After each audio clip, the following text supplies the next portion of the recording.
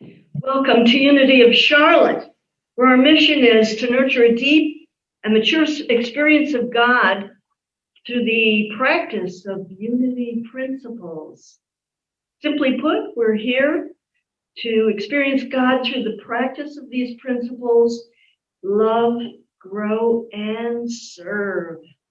I'm Reverend Pat Dre, and I am so glad to be with you this morning, and that you chose to be with us on Zoom or on YouTube.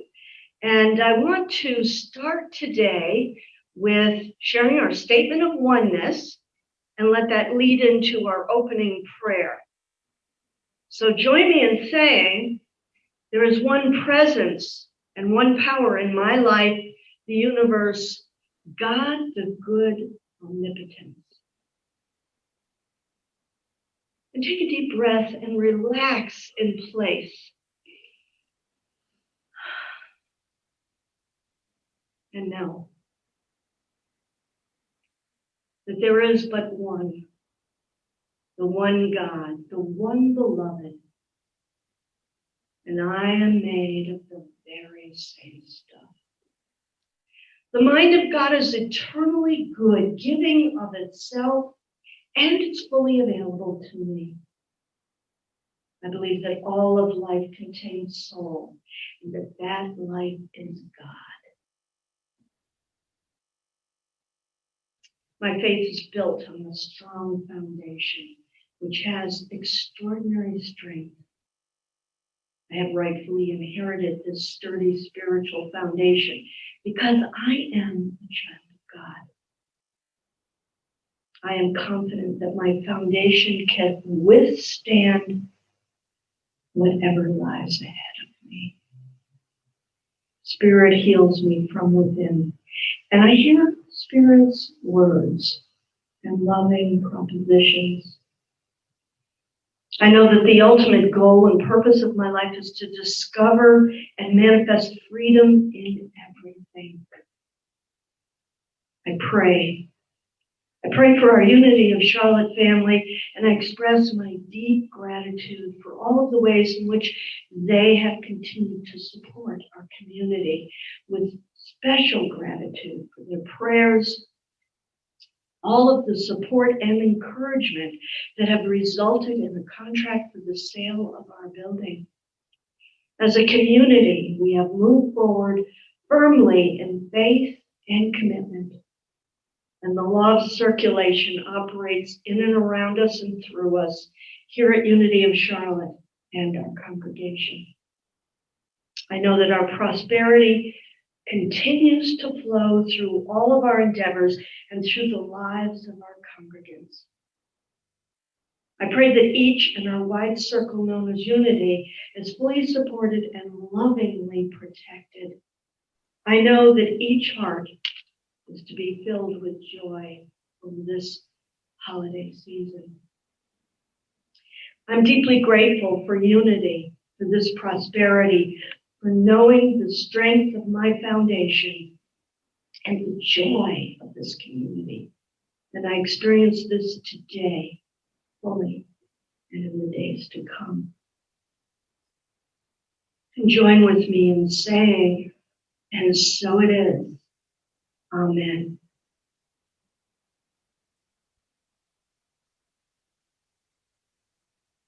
Thank you again for joining us this morning. And welcome to those of you who are joining us on Zoom. As you know, we open our Zoom link a little bit before service, and many of you join us in advance, and we enjoy that conversation we have, that linking. And you can stay with us afterwards as we also share some time together. And it gives you a chance to talk with your friends. And for those that are joining us on YouTube, please link to subscribe and click on like, because it helps you and everybody else find us on YouTube. And we do look forward to being together in the not too distant future. But we know that we're together now. And it shows. And it shows through our each individual life. It shows through mine. and it shows through the ongoing prosperity of Unity of Charlotte. If you or anybody that you know is in need of prayer, go to our website, click on the link for prayer. We welcome your prayer requests, anything that serves to support you, help you, and live a magnificent life. And you can always go to Silent Unity at any time. Just dial 1-800-NOW-PRAY for a personal affirmative prayer.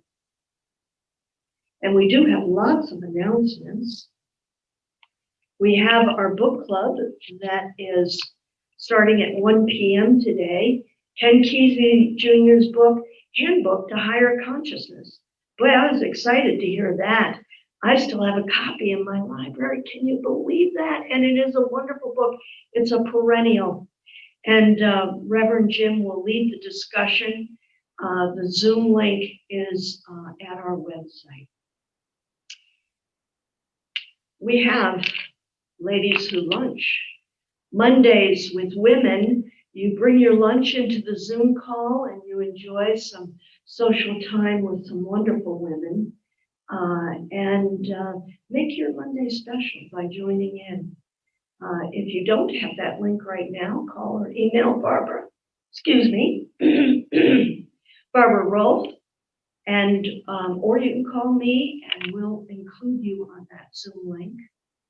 And then for the men, every other Wednesday, the second and fourth Wednesdays from 9:30 to 11 a.m., come and join in the in-person discussions.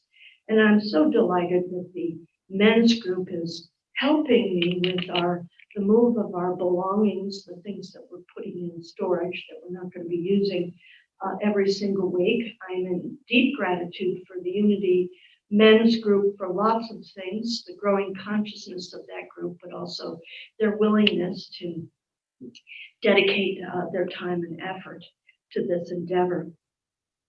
We do have an affirmative prayer and meditation group that meets on Tuesday evenings at 7 p.m. Set a prayerful energy for the church, the city, and the world. It's a fabulous alignment and meditation. Join us. If you don't have the link, reach out to me or Barbara Rolfe or our website for that information. On Wednesdays is something that's very special to me and special to many, which is Dialogue as Service with Barbara Rolfe. You know, it's not a book club, but it is an alignment and a meditative experience of discernment in reading and reflecting. And it is an extraordinary experience. So do yourself a favor and join that on Wednesday mornings at 10:30. We have fun. We're currently moving through Healing Letters with Myrtle Fillmore.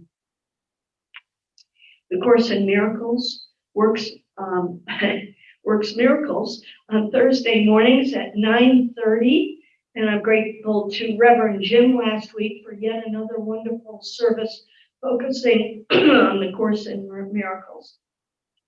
And though it's not an essential course, it's a necessary course. We all go through the Course in Miracles at one point or another on our spiritual path and in one way or another. So do join the Course in Miracles and experience miracles in your life. You know, today we're delighted to have Reverend Sally Robbins with us. A little over a month ago, I was spellbound listening to Reverend Sally's service about intention, being in integrity with yourself, and attracting and manifesting love in your life. And you know what, Reverend Sally? That message has stayed with me every day since. So I am delighted that Reverend Sally returns to us today with the Cowardly Lion Got It Right, which is very intriguing. But we're welcoming you back, Reverend Sally, from your honeymoon. It's a joyful pleasure to have you with us. Thank you, Reverend Pat. Oh, it's such a delight. Thank you for the consciousness and the tone that you set for this wonderful service today. And I have to say that today is my 2-week anniversary. I got married 2 weeks ago today on a mountaintop in North Carolina. Just me and my beloved and our minister, Reverend Marty, who most of you know.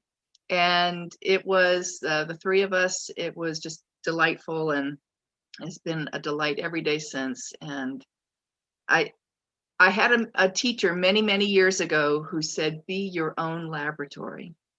And that's what I try to do each and every day, because we can talk about spiritual teachings all we want, right? But we have to embody them. We have to live them. We have to practice them. That's why they call it spiritual practice. I don't go to the gym one time and go, whew, that was great. Don't need to do that anymore. No, you got to keep going. You've got to keep doing it.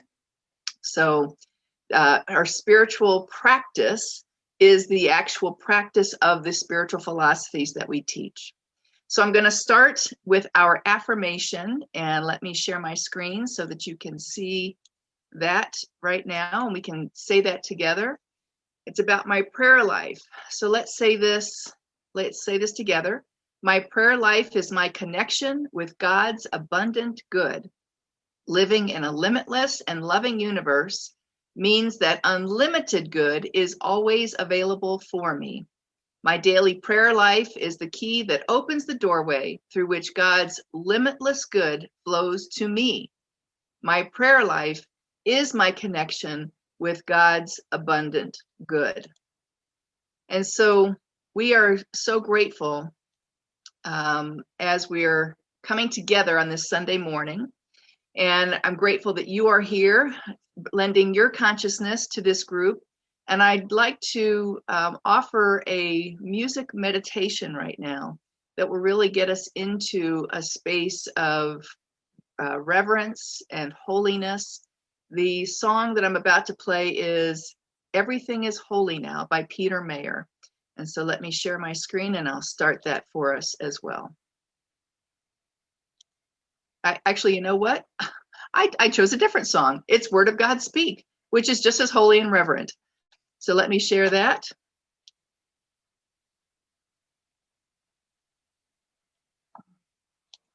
And I don't think I turned on the audio, so let me do that again. There we go.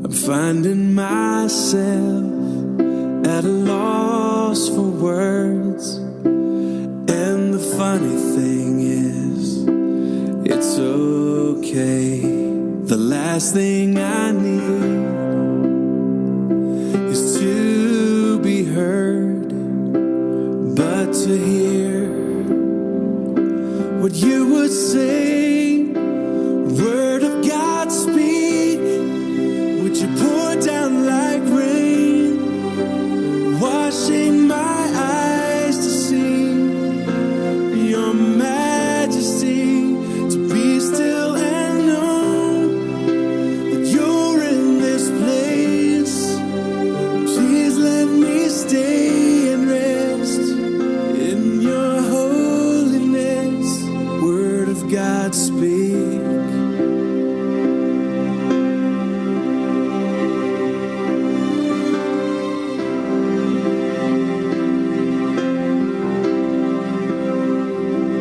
Finding myself in the midst of you, beyond the music, beyond the noise. All that I need is to be with you, and in the quiet, hear your voice. Word of God speak, would you pour down like rain, washing my eyes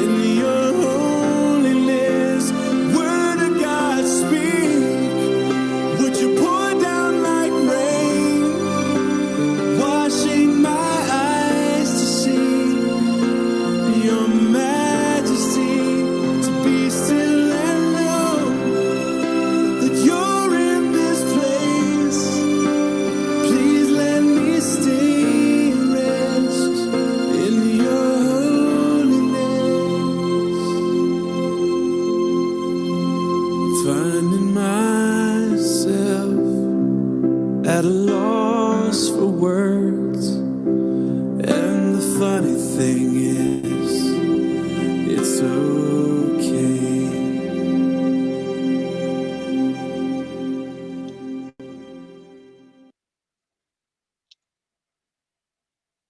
Ah, wow.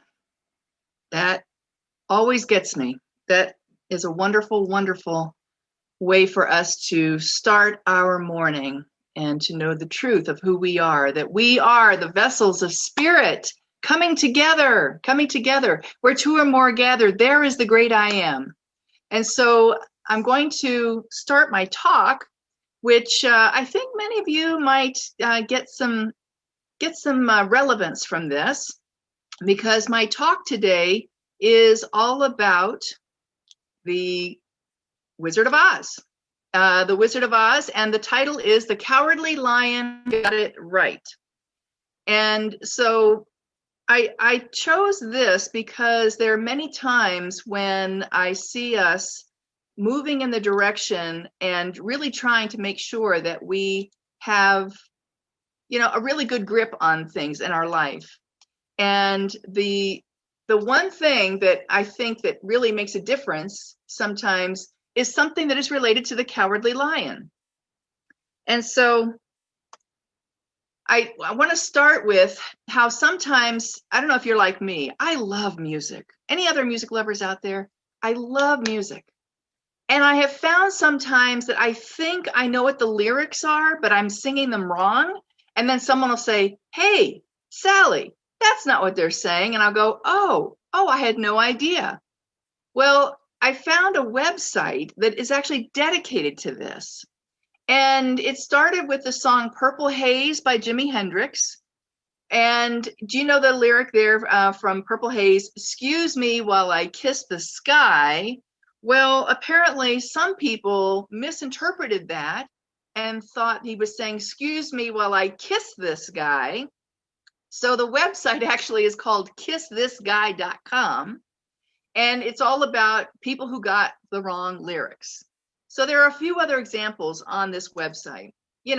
Elton John, when he sang Tiny Dancer, "Hold me closer, tiny dancer." Well, apparently some people thought that he was saying, "Hold me closer, Tony Danza," the actor from Who's the Boss. So clearly that wasn't right.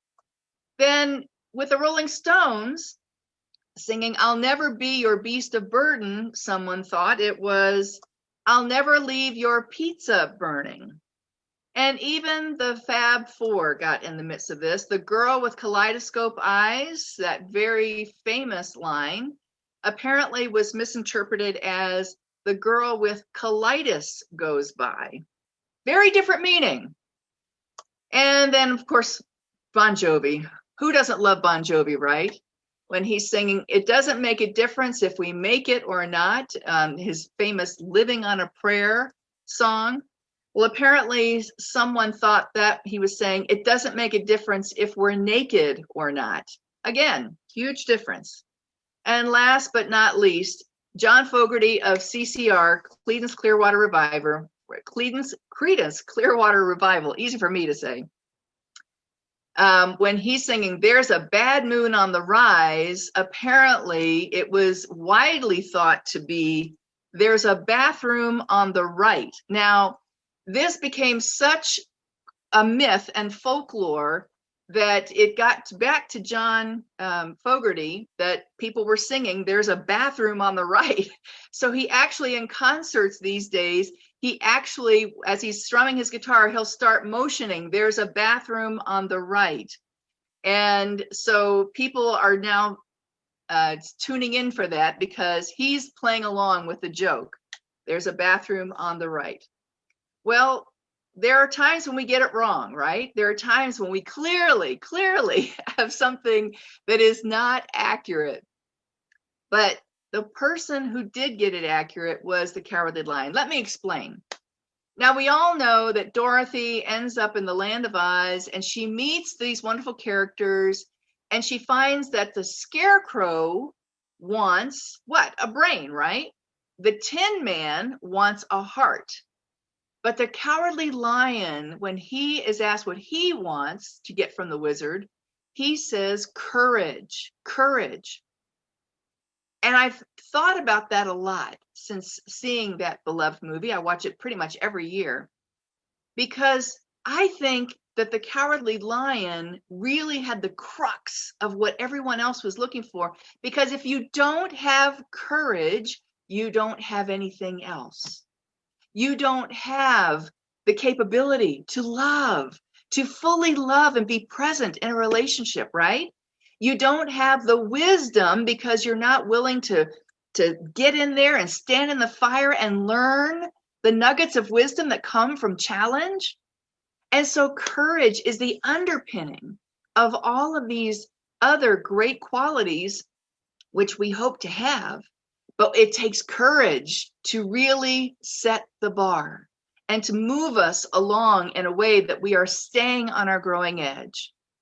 And so I think that we're supposed to develop courage so that we can develop all these other qualities, because courage is the necessary ingredient for a successful life with everything else. C.S. Lewis said this: courage is not simply one of the virtues, but the form of every virtue at the testing point. At the testing point. And what he means by that is, how do you know if you've got a loving heart until you are tested and you get to go, oh, that's what it's like to be really loving in the face of unloving behavior, or unskilled behavior is what I like to call it. And so how do I know? And even courage itself. Mary Tyler Moore said, you can't learn to be brave if all you have are good things that happen to you. You have to have a challenge. And that's what this human existence is all about. And Lord knows that's what this year, 2020, has been about. It is November 15th. And this is a year unlike anything we've ever faced before. C.S. Lewis couldn't have imagined this. This is the testing point, my goodness, in so many ways. And we as a nation, we as individuals are being challenged to rise up to a whole new level. This takes spiritual courage. This takes spiritual tenacity, persistence, resilience. You know, there's a wonderful Finnish word called sisu, S-I-S-U. And what that's roughly translated, there's no exact word for it in the English language, but roughly translated, sisu means the determination, the grit, the courage to step up and keep going no matter what, the resilience to live life to the fullest. Sisu, that's what I want to have. And so I know that as we're standing here today going, how can I take a couple more months of lockdown or whatever's going to come down the pike? There's so many things that are swirling around right now. I know that each one of us has every ounce of strength, every bit of courage, every nugget of wisdom we'll ever need within us. All we need to do is tap into that. That's what the Cowardly Lion was looking for, the courage to say, I don't know how I'm going to do this, but I'm just going to show up and do it. That's what we're talking about, is the courage to show up, dressed up, ready to go, even when we don't know what's next. Because as Martin Luther King said, you don't need to see the whole staircase, just what's the next step? What's the next thing in the foreseeable future that you have to do? That's the only thing you need to know. Because I know the God of my understanding, Spirit is always providing us, oh, I got to do that next. Okay, now I've got to do that. Every step of the way will be revealed to us at its due time. And yet I like to plan all these things out. What's going to be the next year? Well, sometimes that's good, but a lot of times it's foolhardy because I don't even know a year from now where I'll be, what I'll be doing. And so what's the next step? That's what I need to know. Maya Angelou said this: courage is the most important of all the virtues, because without courage, you can't practice any other virtue consistently. You can put a little bit out there, but you can't be consistent with it if you don't have the courage to stand there and know that you are the meeting point of where this characteristic is coming into as a gift from God to the world. You are a gift from God to the world, and it is up to you to stand in your gift, in your skill set, in your talents, and offer them as gifts. And to do it consistently requires the courage that she's talking about. I grew up in a military family. My father was a pilot in the Navy and served for over 20 years. And so I grew up on Navy bases all over the world. And I saw firsthand what was required of our service members and their families, because I got to see myself. We served just as much as our father did, because we were there with him every step of the way. And so it's not an accident that I grew up in that environment, and it prepared me well for where I am today. Became very adaptable, moved 12 times by the time I was 15, and got to see a lot of the world at a young age, which really was a wonderful experience for me. And I got to see how warriors, because when we actually lived on Guam during the Vietnam War, my father would fly his plane over Vietnam. And I got to see how warriors prepared for action. And what I've come to understand is all of that was great preparation for me, because I now consider myself a spiritual warrior. Now, that may seem like an oxymoron, but to me, it's not. Because as a spiritual warrior, I'm showing up as someone who's prepared, someone who is ready, someone who has done all the necessary work to get to the place today where she is. And that's all I can ask of myself is, how am I showing up? And am I preparing myself as best as I possibly can? So as a spiritual warrior, I want to always be cultivating, nurturing those qualities within me: unconditional love and tolerance, acceptance, kindness. Oh my gosh, that's a big one. Kindness, understanding, and seeking to understand rather than hoping that I'm understood. Humility, that's a huge one. Am I cultivating my own humility? That's what a spiritual warrior does. He or she takes those and creates this spiritual armor, because the more we work on ourselves, the better off we are in coming into the world as a fully fledged spiritual being, ready to take his or her place. And so I'd like you to think about that this week. Where are you showing up as a spiritual warrior in your life? And what qualities do you need to cultivate to be the very best spiritual warrior that you can be? Because it takes a lot of courage to be a spiritual warrior today. Would you agree? My goodness, probably more today than at any other time in our history, certainly in my lifetime. And so I see that we are being called to greater things. We are being called to do something that is more than just the little lives that we see in our own life, that there's something greater that we are being prepared for, something greater. And that's what I want to address today.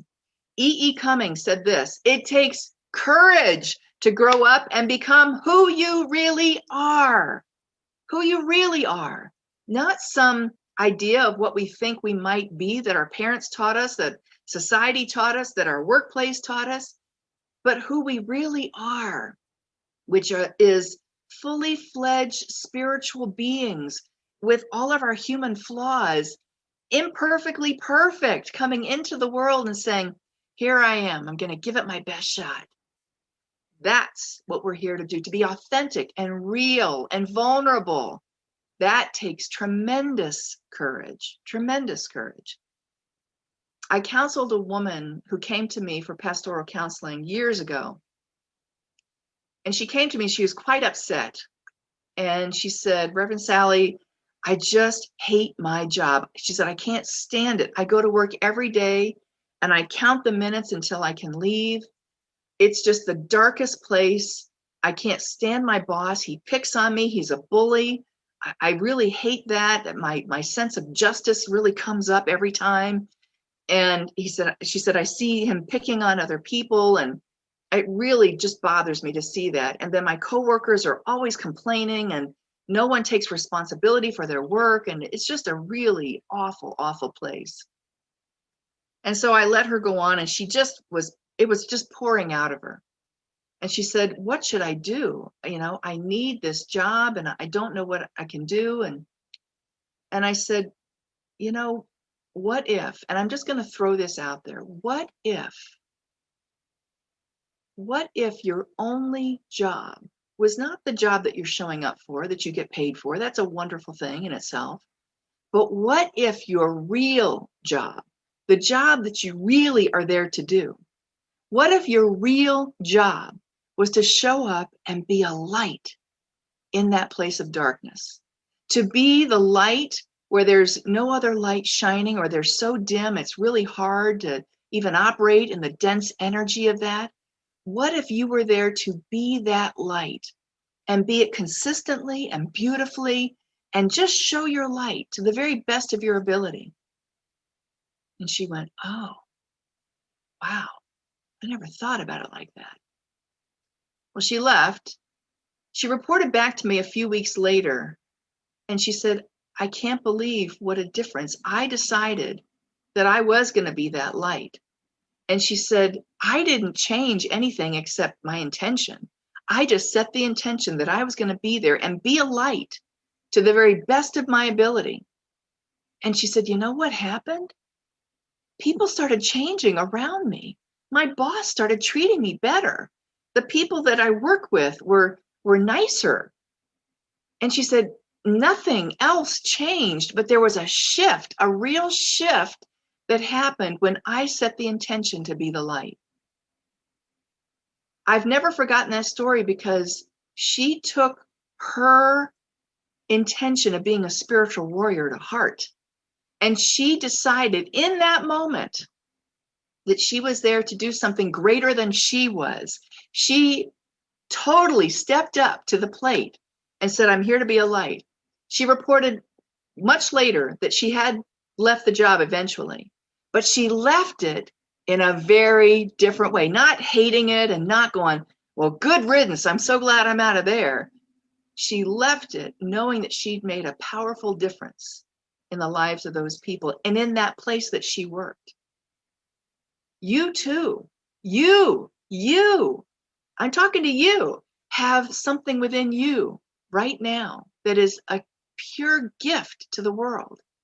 Now, maybe your gift is raising wonderful children. Maybe your gift is planting a garden. Maybe it is something in a job. Maybe it's having a wonderful marriage. It's a model for others to see what real love is all about. What is your gift? There is nothing more important than determining what your gifts are and then utilizing them with courage to the very best of your ability. That's what we're here for. That's what we're here for. And see, I think that with the way we are in the world today, and the way that the world, especially with the election now behind us, and even though the election is over, we've got some work to do, my friends. We've really got some work to do, because there is a huge divide now in our country. We can all see that. And I think most of us want that divide to be repaired. And so I think what we are being called to do now is to be repairers of the breach. Are you familiar with that term?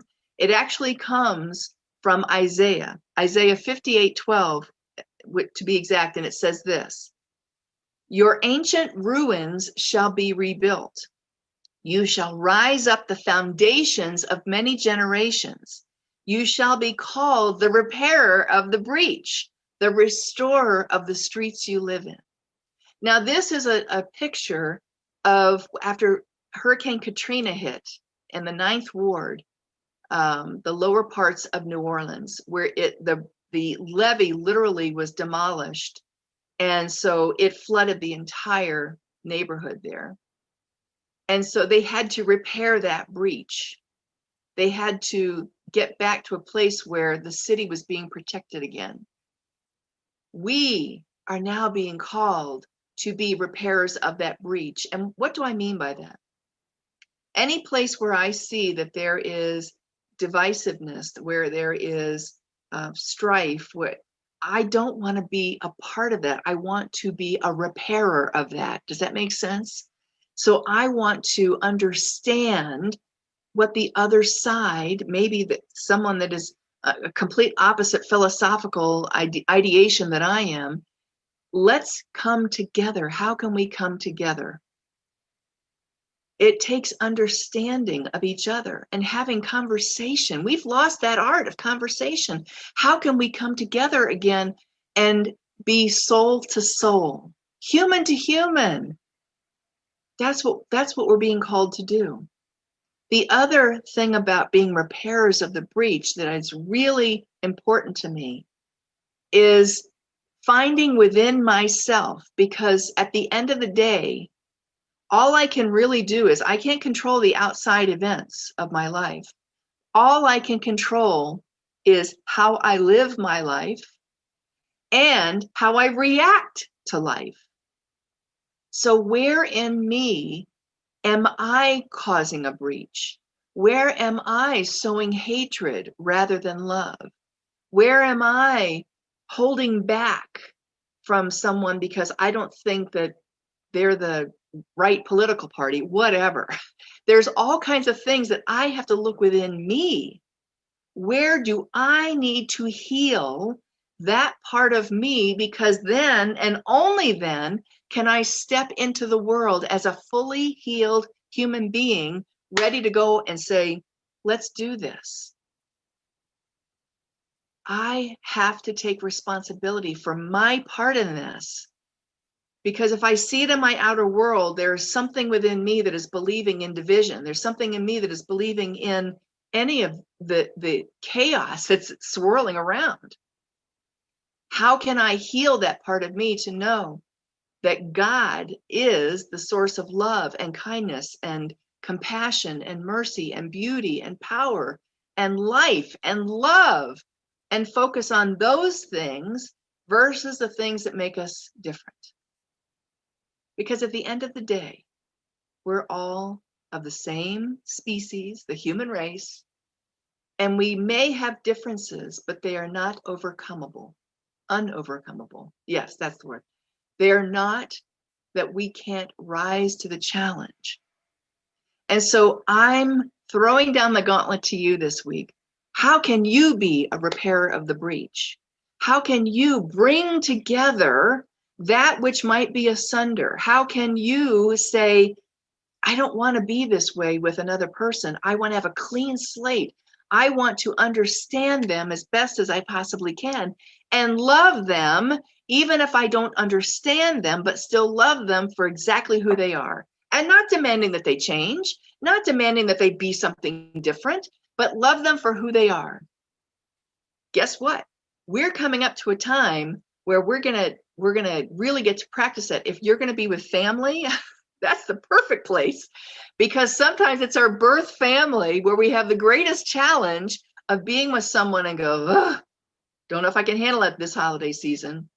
Now, COVID might be changing some of that, but where can we start? Right in our own families, right within our own homes.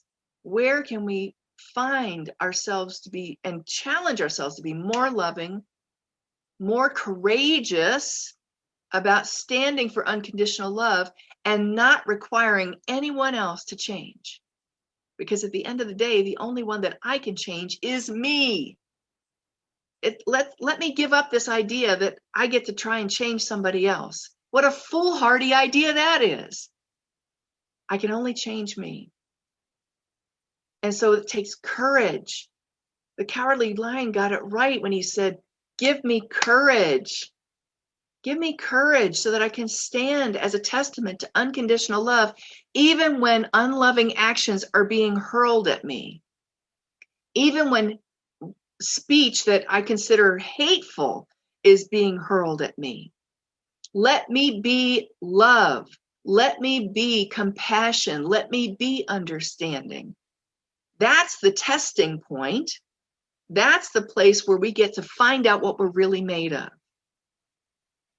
And so think about that. Where within ourselves do we have a breach, a split that must be healed? It takes bravery to do that. That's inner work. And it takes far more bravery to go into the interior of ourselves than it does to try and fix the outer world. But all we're doing is moving around the decks of the Titanic if we haven't changed ourselves within first. So I love what Marcus Aurelius had to say this. The Stoicism is the philosophy that he espouses. And he says this: objective judgment now at this very moment, unselfish action now at this very moment, willing acceptance now at this very moment of all external events. That's all you need. He's pretty specific about that. That's all you need. And what he's talking about here, that first line, objective judgment, that's our perception. That's our perception. We've got to get that clear. Objective judgment. This is what's going on right now at this very moment. Unselfish action. Forget about me. What does the world need? How can we come together and be a united world, a united states now at this very moment? And willing acceptance now at this very moment of all external events. That's our will. Being grateful. Okay, this is what's showing up right now. This is what I get to work with. And expressing gratitude in spite of. And so that's what the world, as Marcus Aurelius is pointing out so beautifully, the world gets to see with new spiritual eyes, act unselfishly, and then let the external events just work out. Because it starts with us. The change starts with us. It takes courage to be who you really are. That's the authenticity that we're talking about. And who we really are, is spiritual warriors, and we've come to be the light. In the midst of darkness, we've come to be the light and to shine. Dust ourselves off. We might have gotten a little smudged up and have a little dust on us. Let's clean ourselves up and step out and be the radiant selves that we are meant to be. That's what I'm asking us to do. See, you see, at the end of the day, Dorothy, she's in a cyclone. She's whipped all around. Her world is total chaos. Can you relate to that? And then her house lands on the Wicked Witch. And so the Wicked Witch's sister gets mad at her and is chasing her around. You ever felt like that there's a Wicked Witch on your tail riding around on a broom up in the sky? I certainly have. And the Good Witch shows up and says, hey, follow the yellow brick road. Follow the yellow brick road. Meaning, what's that first step in front of you? Dorothy sees, you mean this one? She says, this one? That's the one. And she starts following it and ends up at the Emerald City. Now, this is a wonderful metaphor. That entire movie is a wonderful metaphor for following and having the courage to follow your dreams. And then at the end of the day, what does the Good Witch say? You've had it in you all along. The power, God's power has been in you all along. It's simply awaiting your release, your recognition of it. And so what is your yellow brick road? What is showing up for you today? What is it that is saying, Sally, I need you to take care of this? What is yours to do? Not somebody else. What is yours to do? I have found that when I've talked to people, they're usually clear on that. What they really are unclear about is, should I do it? And the answer is yes, yes. Gather and muster your courage and say, I'm showing up, dressed up, ready to go. I'm here. I'm ready. And I'm ready to take this on, because The power's been in me all along. Simply awaiting, it's been in dormant stage, simply awaiting my recognition of it to say, yes, I'm ready to go. The Cowardly Lion got it right. It's courage. It's courage, my friends. That's what it's taking. That's what it's calling us to do more and more. Step up. These are times when we get to show the true mettle of ourselves. Take that opportunity. Don't let it pass you by. Take that opportunity and say, this is who I am. And at the end of this, we'll all get to find out we are so much more than we ever thought we were. That's the real takeaway from this. We're so much more than we ever thought we were. So let's take that into prayer. Oh, let's take a deep breath in. We've just processed a lot. Take it all in and let it out. Father, Mother God, I'm just so grateful for the chance to step up today, for the chance to show that my courage is indwelling in me and that I have nothing to fear because you are my silent partner. I am grateful for the opportunity to serve humankind, to serve spirit, to serve whatever is mine to do. And I know that I have the necessary courage, the necessary wisdom, the necessary heart. Everything that I need, every resource I need is right there. I simply need ask, and it will be provided. And as I follow my yellow brick road, as I move forward to what the next right action is, the next step will be revealed, and the next and the next.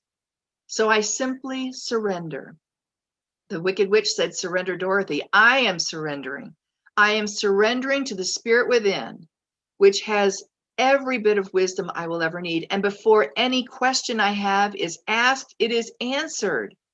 And so I turn to that place now, that deep well space of wisdom, and say, thank you, Spirit, for this resource that I can turn to at any moment of any day. This place that I know I will find every answer. And I can then move into the world, being the light that I am, being the powerful spiritual being that I am.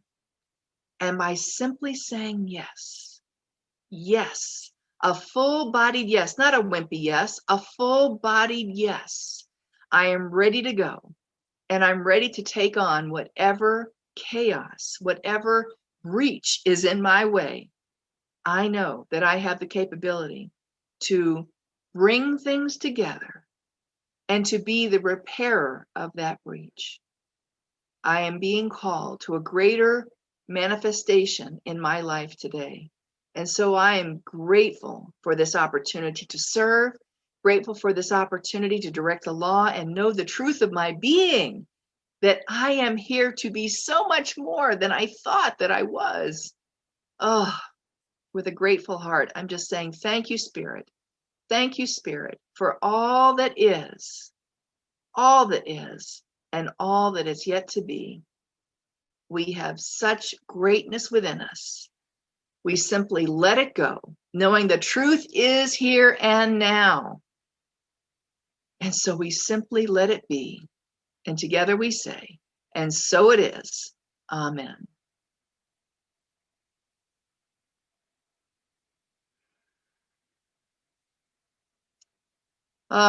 Thank you for being with us today and for being a part of Unity of Charlotte. Great things are happening here in our midst, and we're glad that you are a part of it.